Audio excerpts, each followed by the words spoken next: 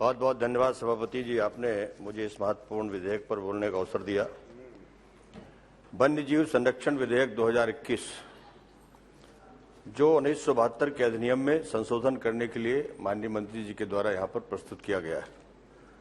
भारत के संविधान की 7वीं अनुसूची की सूची 3 समवर्ती सूची की प्रविष्ट 19 खाक के रूप में वन्य प्राणियों और पक्षियों की सुरक्षा को सूचीबद्ध किया गया था। और आज ऐसे दिन पर चर्चा हो रही है जब शेष नाग की पूजा हो रही है।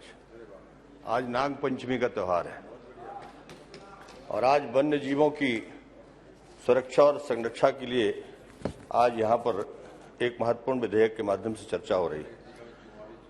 साइटिस एक अंतर्राष्ट्रीय समझौता है और भारत देश में अभी तक इसको विधिक मान्यता नहीं मिली थी। हमारे मंत्री जी ने, हमारे प्रधानमंत्री जी के नेतृत्व में ये एक महत्वपूर्ण विधेयक आज सदन में प्रस्तुत किया है। अब साइटिस एक अंतर्राष्ट्रीय समझौता को विधिक मान्यता मिल जाएगी इसके पारित होने के बाद, और इसमें राज्यों के अंदर इसमें कई महत्वपूर्ण अधिकार मिलने वाले हैं, जिसमें अब एक कमेटी का भी गठन होगा और राज्य स्तर पर वन्य जीव बोर्ड की बैठकें भी सही समय पर हो सकेंगी। भारत में विधिक मान्यता न मिल पाने के कारण भारत में अंतर्राष्ट्रीय व्यापार को रोके जाने की बात भी कही गई थी, लेकिन साइटिस को विधिक मान्यता न दिए जाने के कारण मंत्रालय द्वारा बहुत कई बार प्रयास किए गए, लेकिन इसको जाकर के अब एक सफलता के मार्ग पर पहुंचाया गया है। राज्य स्तर पर राज्य वन्य जीव बोर्ड की बैठकें माननीय मुख्यमंत्री जी की, जो राज्यों के मुख्यमंत्री हैं, आमतौर पर देखा गया कि उनकी व्यस्तता के कारण बैठकें होती नहीं थी और ये महत्वपूर्ण विषय हमेशा अछूता रह जाता था। लेकिन इस विधेयक के पारित होने के बाद मैं मंत्री जी को धन्यवाद दूंगा कि वो राज्यों के वन मंत्रियों को इसकी अध्यक्षता का अधिकार दे रहे हैं और इससे अब अपने अपने राज्यों में वन्य जीवों के संरक्षण के लिए जो भी काम करने होंगे उसको उनको पूरा अधिकार मिल जाएगा। इसी तरह इन संशोधनों के आने से प्रत्येक राज्य में राज्य वन्य जीव समिति के सहयोग हेतु एक स्थायी समिति का भी गठन होगा, जिसमें इस प्रस्ताव है, और इससे राज्य स्तर पर वन्य जीवों के संरक्षण को सुचारू रूप से निर्णय लिए जाने का एक अधिकार उनको मिल जाएगा। इसी तरह से एक और बहुत बड़ा निर्णय इसमें होने जा रहा है इस विधेयक के माध्यम से। यदि किसी नए नेशनल पार्क का निर्माण करना है तो उसमें उसके क्षेत्र में आने वाले जितने भी गांव थे उनके सारे अधिकार समाप्त कर दिए जाते थे और उससे बहुत बड़ी परेशानी वहां के लोगों को, रहने वालों को होती थी। लेकिन अब इस विधेयक के माध्यम से जब तक उसका फाइनल नोटिफिकेशन नहीं हो जाएगा तब तक वो सारे अधिकार उनके पास मुहैया होते रहेंगे, उनको सुरक्षित दिए जाएंगे। मैं एक उदाहरण बता रहा हूं। हमारे यहाँ पन्ना नेशनल पार्क है और वहां पर बांधवगढ़, हमारे यहाँ बांधवगढ़ भी, मध्य प्रदेश में कई पार्क है इस तरह से। जो उस क्षेत्र में आने वाले गांव हैं वो गांव पंचायत के रूप में भी हैं, लेकिन वहां विकास के सारे काम बंद पड़ते हैं। उनको परमिशन लेना पड़ता है, अगर पंचायत भवन भी बनाना पड़े, स्कूल भी बनाना पड़े तो वो नहीं बना सकते और वो तमाम सारी दिक्कतें। हमारे यहाँ तो पन्ना में एक डायमंड की खदान है और वो डायमंड की खदान नेशनल पार्क के भीतर है, इस वजह से बंद हो जाती है। उसके आसपास के गांव के लोगों को बहुत परेशानी हो रही है।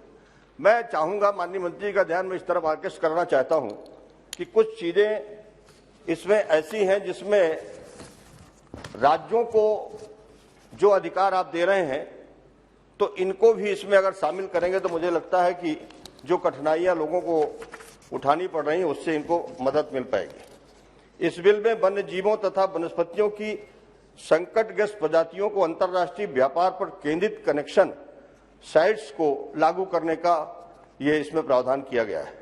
भारत की देशी प्रजातियों का भी संरक्षण है इसमें। कानून के प्रवर्तन में सुधार का प्रावधान भी किया गया है इसमें।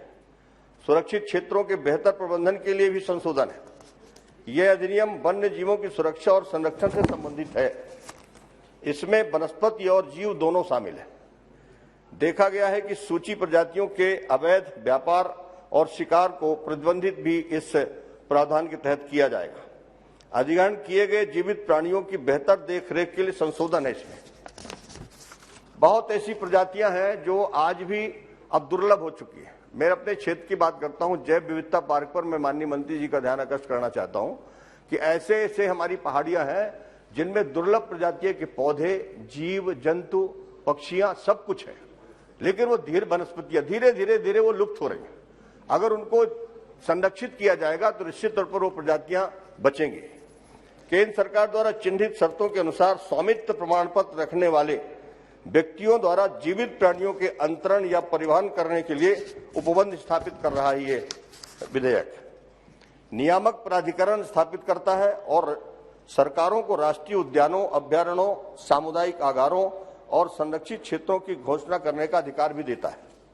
अधिनियम में पौधों और जानवरों के शेड्यूल को भी सूचीबद्ध किया गया है, जिन्हें सरकार द्वारा विभिन्न प्रकार की सुरक्षा और निगरानी प्रदान करेगा।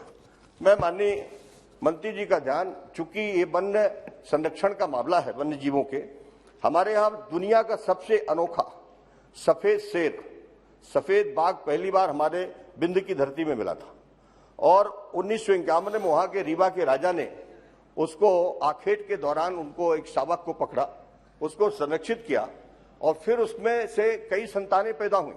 आज दुनिया के भीतर जितने भी व्हाइट टाइगर हैं, उसकी जननी अगर कोई तो हमारे बिंदु क्षेत्र की जननी है। और उसको अभी हम लोगों ने 2016 में एक व्हाइट टाइगर सफारी बनाई है। उस व्हाइट टाइगर सफारी को हमने 100 हेक्टेयर में स्थान दिया है और 25 हेक्टेयर में उसको खुले तौर पर अभी भी 3 शावक है वहां व्हाइट टाइगर के, 28 प्रजातियां हैं वहां और लगभग 200 से ज्यादा ऐसे हमारे जीव जंतु वहां पर हैं जिनका संरक्षण हो रहा है। लेकिन मैं माननीय मंत्री जी का ध्यान आकर्षित करना चाहता हूं, तो ऐसे उनके संचालन में थोड़ी कठिनाइयां आती हैं। उन कठिनाइयों को कैसे दूर किया जाए, इको पार्क भी हमने बनाया है। इको पार्क बना करके हमने उस जंगल की पूरी सुरक्षा करने का काम किया है। मैं चाहता हूं कि ऐसे जितने भी पार्क हों, चाहे मध्य प्रदेश के हों या देश के किसी दूसरे राज्यों में हों, उनको भी कहीं न कहीं इनको संरक्षण के लिए कुछ विशेष प्रावधान अगर इस एक्ट के माध्यम से हो सके या एक्ट के बाद फिर नियमों को बनाते समय पर माननीय मंत्री जी अपने विभाग का ध्यान आकर्षित करेंगे, तो मुझे लगता है कि बहुत बड़ी मदद इन वन्य जीवों की संरक्षण और सुरक्षा में हो सकती है। मैं इस बिल का पूरी तरह से समर्थन करता हूं। धन्यवाद।